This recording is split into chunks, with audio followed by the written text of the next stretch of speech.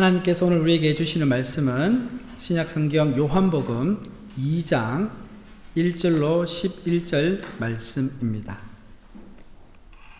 신약성경 요한복음 2장 1절로 11절의 말씀 교독하도록 하겠습니다. 사흘째 되던 날 갈릴리 가나에 혼례가 있어 예수의 어머니도 거기 계시고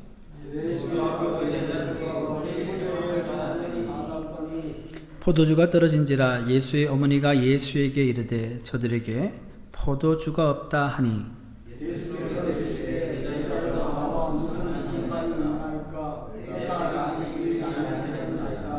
그의 어머니가 하인들에게 이르되 너희에게 무슨 말씀을 하시든지 그대로 하라 하니라.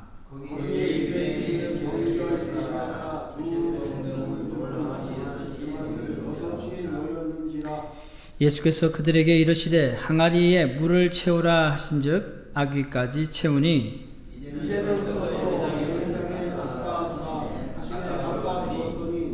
윤회장은 물로 된 포도주를 맛보고도 어디서 났는지 알지 못하되 물 떠온 하인들은 알더라. 윤회장이 신랑을 불러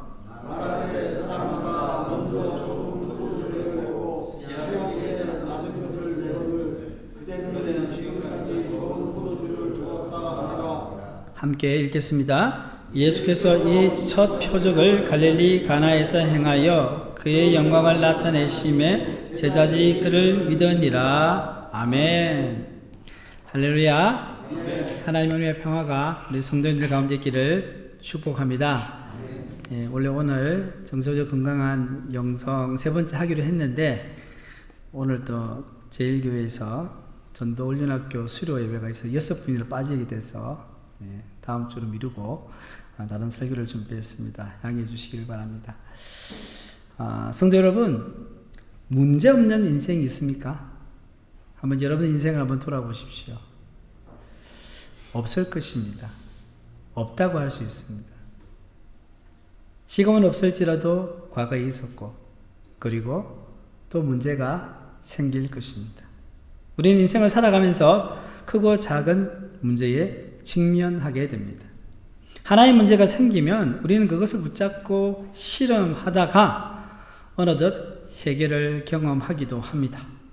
그리고 안도의 한숨을 쉬며 좋은 날만 오기를 기대하며 삽니다. 돛담배가 순풍을 만나 항해하듯 하지만 갑자기 불어온 광풍이 흔들리는 것처럼 우리 인생도 몰아치는 문제들로 인해 흔들릴 수밖에 없습니다. 우리 인생 가운데 예수님이 함께 계시면 괜찮을까요? 문제가 오지 않을까요? 그렇지 않은 것 같습니다. 오늘 읽은 본문 말씀에 보면 예수님이 계신 가나 혼인 잔치집에도 여전히 문제는 발생했습니다. 저는 우리 인생에 문제가 생겼을 때 어떻게 해야 할지를 오늘 말씀을 통해 세 가지 영적 원리로 말씀을 드리겠습니다. 첫 번째는요, 문제가 생길 때 예수님을 찾아야 합니다. 오늘 말씀을 보면 갈릴리 가나에 혼인잔치가 있었는데 예수님의 어머니가 거기 있었다고 합니다. 그리고 예수님과 그 제자들도 혼인잔치집에 초청을 받았습니다. 본문 3절 말씀을 보시면 뭐라고 시작합니까? 포도주가 떨어진지라 합니다. 자, 유대인의 결혼식에서 포도주가 차지하는 비중은 대단히 큽니다. 이 포항 지역에서 장례가 나거나 결혼을 하면 꼭 들어가는 음식이 있죠. 뭡니까? 문어. 그죠? 또 그건 뭐죠? 개복치. 늘 거기에 있어야 되는 거죠. 그래서 주인은 7일간의 결혼 잔치를 위해 충분한 포도주를 준비할 책임이 있습니다. 자, 손님을 초대해 놓고 포도주가 떨어졌다는 것은 손님에게 큰 신뢰를 저지르는 것입니다. 우리가 귀한 손님을 접대한다고 생각해 보십시다. 집에서 접대를 할 수도 있고 아니면 좋은 식당으로 모실 수도 있는데, 자, 음식을 먹고 있는 손님에게 어떻게 말합니까? 적당하게 드세요. 이렇게 이야기합니까? 아니죠. 맛있게 많이 드세요. 더 드세요. 막 그렇게 하지 않습니까?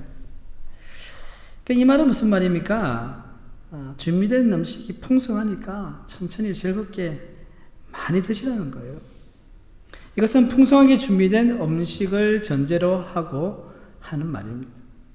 만약 음식을 조금밖에 준비하지 못했다면 과연 천천히 많이 드시라고 이야기할 수 있겠습니까? 그럴 수 없을 것입니다. 우리나라에서도 손님을 초대할 때는 풍성한 음식을 준비하는 것이 예의입니다. 그런데 준비하는 가운데 착오로 음식을 너무 적게 준비했다면 주인으로서 얼마나 당황스럽고 미안하겠습니까? 그래서 포도주가 떨어졌다는 것은 주인에게 큰 문제가 아닐 수 없습니다. 마침 예수님의 어머니 마리아가 이 사실을 알게 되었고 이 문제를 예수님께 가지고 갔습니다. 자, 본문 3절의 4절 말씀을 우리 같이 읽겠습니다. 예수의 어머니가 예수에게 이르되 저들에게 포도주가 없다 하니 예수께서 이르시되 여자여 나와 무슨 상관이 있나이까 내 때가 아직 이르지 아니하였나이다. 아멘. 자, 여기서 내 때가 아직 이르지 아니하였나이다 라는 말씀은 무슨 의미입니까? 이것을 이해하려면요, 예수님께서 말씀하시는 그 때가 가리키는 것이 무엇인지를 알아야 합니다. 예수님께서 말씀하시는 때는 근본적으로 십자가 죽음과 부활을 통해 예수님이 영광을 얻게 되는 때를 말합니다. 그러면서 동시에 예수님이 말씀하시는 때는 하나님의 아버지의 시간표에 따른 때로서 자신을 드러낼 시간을 의미합니다. 정리하면 이렇습니다. 예수님은 하나님께서 마련하신 십자가 죽음과 부활의 영광의 때를 향해 나아가시면서 하나님이 원하시는 때에 자신을 드러내신다는 말씀입니다. 예수님은 참 하나님이신 동시에 참 인간이시잖아요. 근데 겉으로 보면 인간이시지만 예수님께서 신성을 드러내실 때가 있다는 것이죠. 자, 그런데 이렇게 아직 때가 이르지 않았다 이 말씀은 어머니 말의 요청을 거부한 것처럼 들리지만 사실은 그렇지 않습니다. 아직 예수님이 나설 때가 아니라는 말씀입니다. 사랑하는 성도 여러분, 예수님이 계셨던 가나의 혼인잔치 집에 문제가 발생했습니다. 예수님이 계셔도 문제는 발생한다는 말씀입니다. 그렇다면 우리 인생 가운데 얼마나 많은 문제가 발생하겠습니까? 어떤 성도님들은 이렇게 이야기합니다. 예수님이 잘 믿으면 왜 이런 문제가 발생합니까? 호소합니다. 그런데 여러분들 성경 어디를 한번 찾아보세요. 예수님 잘 믿고 하나님 잘 믿으면 복만 받는다고 이야기합니까? 오히려 성경은요, 믿는 자들에게 또 문제가 발생한다고 말씀하고 있습니다. 야고보서 1장 2절 말씀 함께 읽겠습니다. 네, 형제들아 너희가 여러 가지 시험을 당하거든 온전히 기쁘게 여기라. 여러 가지 시험을 당한다는 거예요. 문제를 경험하고 고난을 당한다는 거죠. 빌립보서 1장 29절 말씀입니다. 함께 읽겠습니다. 그리스도를 위하여 너희에게 은혜를 주신 것은 다만 그를 믿을 뿐만 아니라 또한 그를 위하여 고난도 받게 하려 하심이라. 아멘. 은혜도 받지만 고난도 받게 된다는 말씀입니다. 그래서 우리는 이 세상을 살면서 예수님께 이런 질문을 할 필요가 없습니다. 예수님, 왜 제 인생에 문제가 계속해서 발생합니까? 그렇게 이야기할 수 있죠. 때로는 원망할 수도 있지만 사실 이런 질문, 원망은 사실 쓸데없는 거죠. 이런 질문을 하는 것 대신에 뭐라고 해야 될까요? 우리는 문제가 발생할 때마다 그 문제를 가지고 예수님께 나아가야 하는 것입니다. 이 말씀은 뭡니까? 예수님께 문제를 가지고 기도하라는 말씀입니다. 우리가 예수님께 기도할 때 놀라운 기적을 경험할 수 있습니다. 그런데 우리가 원하는 때가 아니라 예수님께서 작정하신 그 때에 기도 응답이 일어나게 되는 것입니다. 제가 사역했던 눌러서 선교선에서는요, 이제 매주 목요일 날 목요 기도회가 있었어요. 우리 한국 같으면 금요 기도회죠. 요즘 금요 기도 안 하는 교회도 많지만 그런 기도회였어요. 그래서 보통 이제 오전 7시 30분에 시작을 하면요. 보통 저녁 11시나 길 때는 12시까지 이렇게 기도를 오래 합니다. 자, 이 시간 동안에 무슨 기도를 그렇게 많이 할까 궁금하기도 하시죠. 둘러서 선교선이 세계 각지를 돌아다니면서 여러분 수만 가지 여러 가지 많은 문제를 부딪히게 됩니다. 여러분 그 배 안에서 350명의 50여 개 온 350명의 선교사들이 사역을 하고 있잖아요. 그리고 계속해서 항해를 하잖아요. 여러분 문제가 있겠습니까? 없겠습니까? 많은 문제들이 발생하죠. 한 번은요, 이 둘러서 선교선이 싱가포르에 갈 계획을 세웠어요. 자, 여러분 아시겠지만 싱가포르는요, 작은 나라이지만 교역을 통해서 엄청난 부를 창출하는 나라입니다. 그렇기 때문에 이 둘러서가 딱 들어가서 한국에 정박을 해야 사람들이 배에 올라올 수 있지 않을까요? 그런데 보통 정박하게 되면요, 2주에서 3주는 정박을 해야 돼요. 그래서 사역을 할 수 있잖아요. 그런데 그렇게 바쁜 항구에 이 둘러서 선교선이 이 상선도 아닌 것이 딱 2, 3주를 차지하려니까 허가가 안 떨어지고 허가가 안 떨어져요. 그런데 그곳에는 가야 되는 거예요. 그래서 이 둘러서 선교선이 싱가포르에 들어갈 여기 수개월 전부터 이 문제를 위해서 목요 기도회 때마다 열심히 기도를 했습니다. 자, 기도회 할 때마다 새로운 소식이 업데이트 되잖아요. 이렇게 됐다 저렇게 됐다 하는데 좋은 소식이 없습니다. 그러던 어느 날 하나님께서 싱가포르에서 사역하고 있던 이제 둘러서 준비팀이라고 했어요. 먼저 가서 준비하는 팀에게 이제 크리스천이었습니다. 예수 믿는 사람이면서 항만에 관련해서 영향력을 행사할 수 있는 사람을 만나게 해주신 거예요. 여러분, 뭐 어디 가나 위에서 밑으로 내려와야 일이 쉽지 밑에서 위로 올라가면 어렵거든요.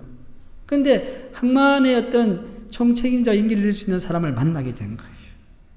그래서 그 싱가포르 항구에 둘러서가 정복할 수 있는 기회를 가질 수 있게 되었습니다. 그 소식을 들은 저희들은 할렐루야 하면서 하나님께 영광을 돌렸던 기억이 납니다.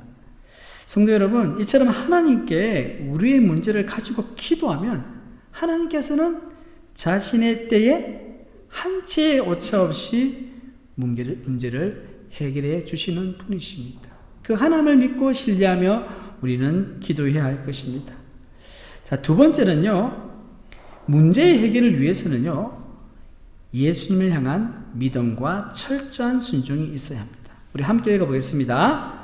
문제의 해결을 위해서는 예수님을 향한 믿음과 철저한 순종이 있어야 합니다.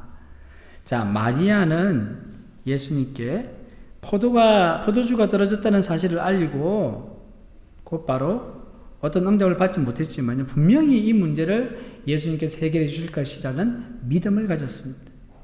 그래서 마리아는 예수님 계신 곳을 이렇게 떠나면서 하인들에게 부탁을 합니다. 자, 본문 5절 말씀입니다. 함께 읽겠습니다. 그의 어머니가 하인들에게 이르되 너희에게 무슨 말씀을 하시든지 그대로 하라 하니라. 아멘. 자, 시간이 조금 흐른 후에 예수님께서는요, 포도주 문제를 해결하기 위한 일을 시작을 하셨습니다. 자, 예수님이 일하기 시작하시는 거죠.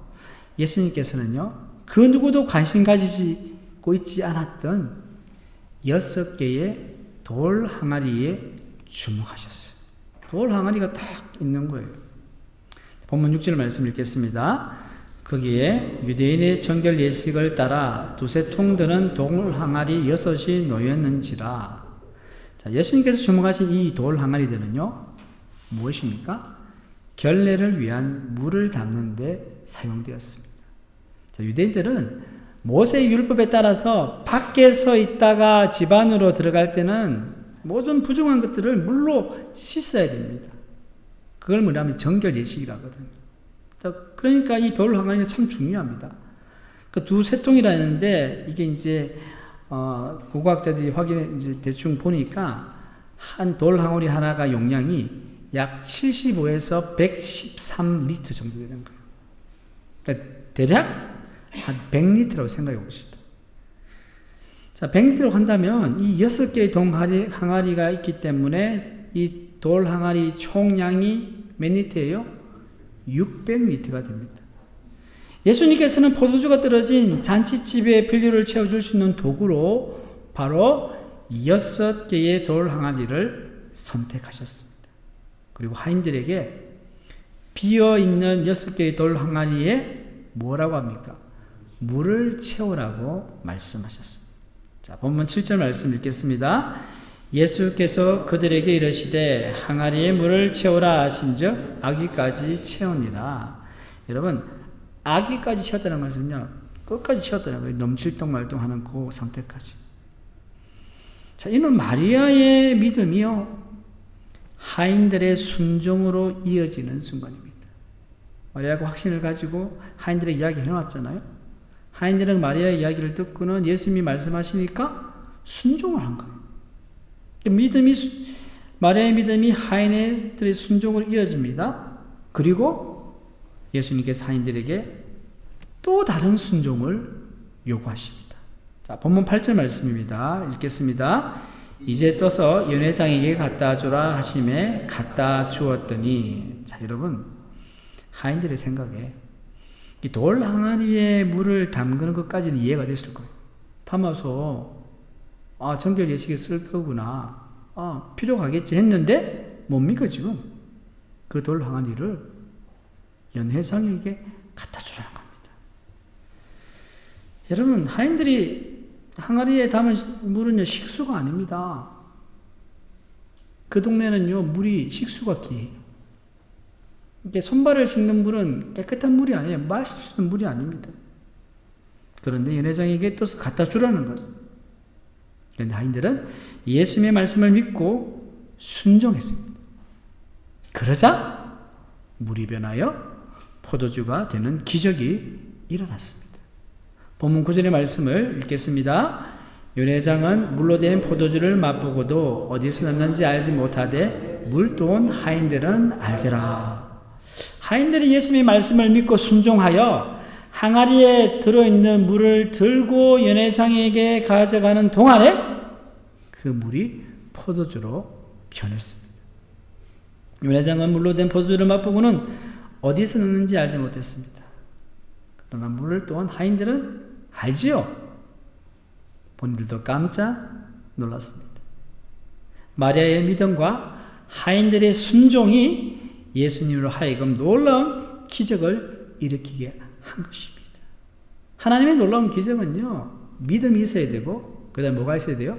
순종이 있어야 됩니다. 사랑하는 성도 여러분, 문제가 발생했을 때 우리는 먼저 하나님께 우리의 문제를 알아야 합니다. 그리고 우리는 그 문제에 대해서 하나님께서 어떻게 대처하시는지에 대해 유심히 살펴보아야 됩니다. 우리가 하나님께 기도할 때요, 우리 할 말만 하고 그냥 돌아가는 경우가 많습니다. 기도는 뭐라고 배우셨습니까? 기도는 영적인 호흡이다, 그죠? 또 기도는 또 뭡니까? 영적인 대화이다. 기도는 하나님과 영적으로 대화하는 거죠. 대화는 서로 이야기하는 겁니다. 여러분, 만약에 부부 사이에서 대화를 하는데 남편이 일방적으로 막 자기 말만 하고 이 핑계 저 핑계 대면서 아내 말을 안 들어주면 어떻게 될까요? 그걸 대화라고 하진 않죠. 그것은 비인격적인 관계를 만들어버립니다. 하나님께서는 우리와 인격적인 관계를 가지기를 원하세요. 그러기에 우리는 하나님께 기도할 때요, 하나님께서 나에게 무슨 말씀을 하시는지를 귀 기울여야 합니다. 그래야 어떻게 됩니까? 하나님께서 말씀하시는 대로 우리가 순종할 수 있는 것입니다.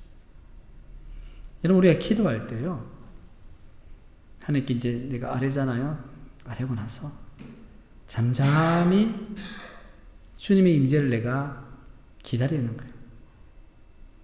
그때 하나님께서 우리 마음을 감동하십니다. 터치해 주시는 거예요. 그리고 내가 미처 생각하지 못한 일을 또 생각나게 해주세요. 또한 문제 해결을 위한 지혜도 주세요. 여러분, 살다 보면 문제가 많잖아요. 이거 어떻게 하면 좋지? 기도하는 가운데 불현듯 생각나는 거예요. 이렇게 하면 되겠구나. 평소에 읽고 있었던 성경 말씀이 떠오르는 거예요. 자, 기도할 때 하나님이 뭐라고 하실지를 영적인 길을 열고 기다릴 줄 알아야 돼요. 마리아와 하인들은요, 예수님의 때를 기다렸고 예수님의 말씀에 귀를 기울여 그 말씀에 순종할 수 있었습니다. 사랑하는 성도 여러분, 문제 해결을 위해 먼저 하나님께 그 문제를 위해 기도하십시오. 그리고 기도 가운데 문제 해결을 위해 말씀하시는 하나님의 말씀에 귀를 기울여 보십시오. 그렇게 할 때 우리는 하나님의 말씀을 듣고 순종할 수 있으며 나아가서 기도의 응답의 역사를 경험하게 되는 줄 믿습니다. 마지막 세 번째는요, 우리 같이 읽어보겠습니다. 문제의 궁극적인 목적은 하나님의 영광입니다.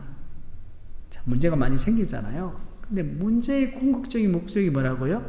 하나님의 영광입니다. 자, 예수님께서 손님으로 참석하신 갈릴리 가나의 혼인잔치에 왜 포도주가 떨어졌을까? 한번 생각해 볼 수 있지 않겠습니까?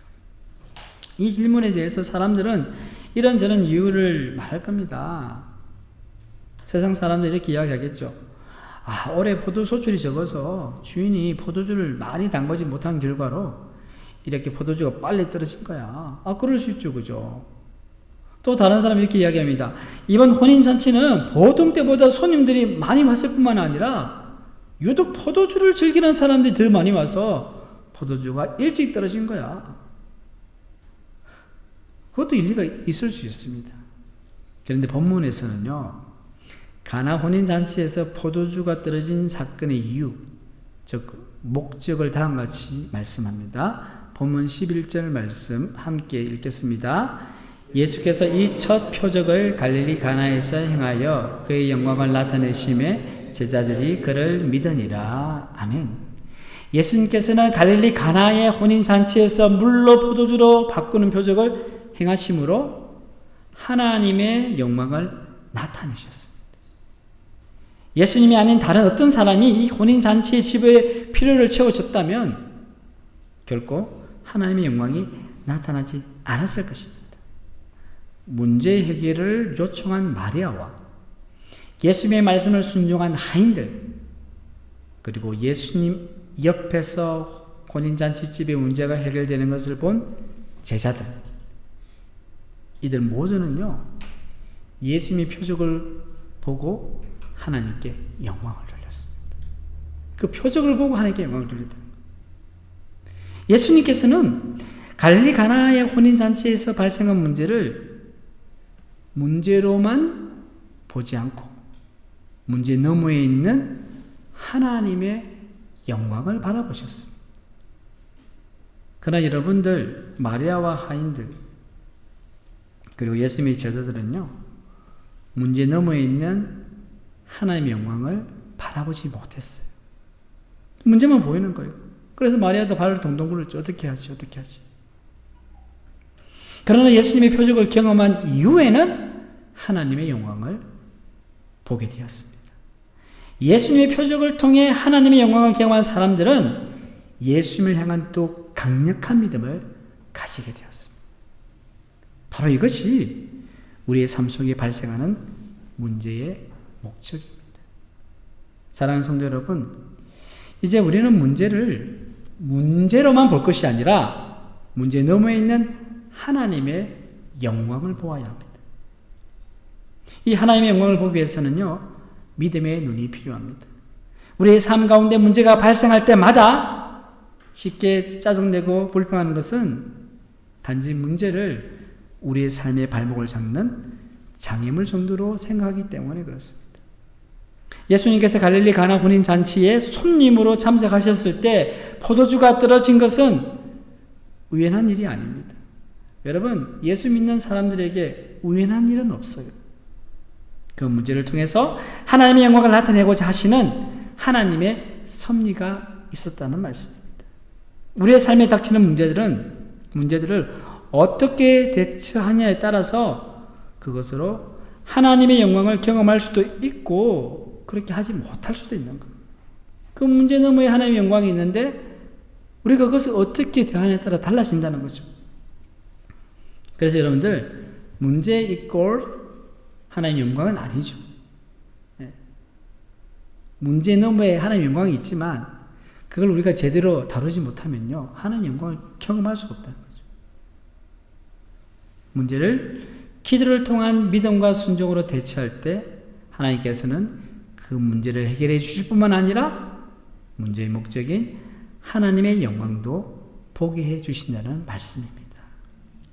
우리가 하나님의 도움을 구하지 않고 인간적인 방법으로 문제를 해결할 수 있습니다. 얼마든지 할 수 있어요. 여러분 이 세상 살아가면서 문제가 크고 작은 문제잖아요. 작은 문제들 얼마나 많습니까? 우리 인간적인 힘으로 할 수 있죠. 그런데 우리가 그 문제마저도 하나님을 찾는 겁니다. 그렇게 하나님을 찾을 때 하나님이 영광 받으시는 거죠. 그런데 반면에 그 문제를 인간적인 방법으로 해결하면 어떻게 될까요? 하나님께 돌아갈 영광이 다른 사람에게 다른 것이 취하는 겁니다. 이사야 42장 8절 말씀입니다. 우리 함께 읽겠습니다. 나는 여호와니 이는 내 이름이라. 나는 내 영광을 다른 자에게 내 찬송을 우상에게 주지 아니하리라. 하나님께서는 내 영광을 내 찬송을 다른 자에게 우상에게 주지 않는다는 거예요. 신앙생활을 한다는 것은 출애굽하여 홍해를 건너 광야 생활을 하는 이스라엘 백성들의 삶과 같습니다. 40년의 광야 생활 동안에 이스라엘 백성들은 수많은 문제에 직면했습니다. 그 수많은 문제의 중심에는 늘 하나님이 계셨습니다. 그리고 하나님께서 영광 받기도 하셨습니다. 그러나 이스라엘 백성이 자신의 힘으로 문제를 해결하고 했을 때, 또 그 문제를 가지고 원망하고 불평했을 때 하나님의 영광을 떠났고 그들에겐 고통과 심판이 따랐습니다. 우리의 신앙생활에서 발생하는 모든 문제는 하나님의 영광을 더 깊이 경험하게 하는 통로인 줄 믿습니다. 그래서 데살로니가전서 5장 16절에 18절 말씀이 우리에게 큰 격려가 됩니다. 그래서 잘 아시는 말씀인데요. 함께 읽겠습니다. 항상 기뻐하라, 쉬지 말고 기도하라, 범사에 감사하라. 이는 그리스도 예수 안에서 너희를 향하신 하나님의 뜻이니라. 아멘. 여러분, 항상 기뻐하라. 항상 기뻐할 수 있습니까? 쉽지 않죠. 자, 문제 가운데서 우리가 항상 기뻐할 수 있는 것은 그 문제의 최종 종착지가 뭐라고요? 하나님의 영광이기 때문에 그걸 바라보니까 기뻐할 수 있다는 거죠. 쉬지 말고 기도하라. 우리의 인생 가운데 끊임없이 발생하는 문제를 힘없는 기도로 하나님께 아뢰을 수 있기 때문에. 여러분, 큰 문제만 기도할 것이 아니라요, 소소하고 작은 문제들도 여러분 붙잡고 기도해야 하는 거예요. 내 방법, 내 생각 좋죠. 그러나 하나님의 방법이 가장 좋다는 거죠. 범사에 감사하라. 우리가 문제가 생길 때에 감사를 잊고 짜증내고 불평하기 쉽지만 문제가 하나님의 영광을 경험하게 하는 통로이기에 모든 일에 감사할 수 있는, 문제마저도 감사의 이유가 될 수 있다는 거죠. 사랑하는 포항샘물교회 성도 여러분, 지금 여러분의 삶 가운데 무슨 문제가 생겼습니까? 그 문제가 무엇이든지 하나님께 가지고 가시기를 바랍니다. 문제 속에 빠져 있으면 하나님을 바라볼 수 없습니다. 그 문제를 쥐고만 있지 마십시오. 그것을 하나님 앞에 내려놓으십시오. 하나님께서는 우리가 그 문제에 대해서 아는 것보다 훨씬 더 그 문제에 대해서 잘 아시는 분이십니다. 그렇기 때문에 하나님께서는 그 문제에 대한 분명한 해결책도 가지고 계십니다. 하나님께 문제를 내려놓았다면 이제 기도 중에 그 문제 해결책을 가지고 계신 하나님의 말씀에 귀를 기울이는 거예요. 그래서 우리가 말씀과 기도를 함께 하는 거예요. 기도하고 말씀을 묵상하는 가운데 하나님께서 내 마음에 감동을 주시는 것이죠. 지혜를 주시고 그것을 순종하십시오. 말씀하시는 순종하면 이 과정에서 여러분들 믿음의 갈등이 있죠. 여러분들 순종이 쉽습니까? 마음의 갈등이 있어요. 될까? 과연 될까? 그러는 가운데서도 순종하는 거죠. 말씀 의지하고 순종하면 하나님의 영광을 보게 되는 줄 믿습니다. 이와 같은 은혜가 오늘 이 자리에 계신 모든 성도님 가운데 있기를 주님의 이름으로 축원합니다. 하나님 아버지, 우리의 삶에 문제가 생길 때마다 주님을 먼저 찾게 하옵소서. 사람의 방법이 아닌 하나님의 지혜를 구하게 하시고 주님의 때를 기다리는 믿음을 허락하여 주시옵소서. 마리아와 하인들처럼 주님의 말씀에 귀 기울이며 순종하는 자가 되게 하시고 기도 속에서 들려주시는 주의 음성에 민감하게 반응하게 하여 주시옵소서. 우리의 문제를 통해 하나님의 영광이 드러나기를 소망합니다. 어떤 상황 속에서도 범사에 감사하며 기쁨으로 주님을 의지하게 하여 주시옵소서. 이 모든 말씀 우리 주 예수님의 이름으로 기도드립니다. 아멘.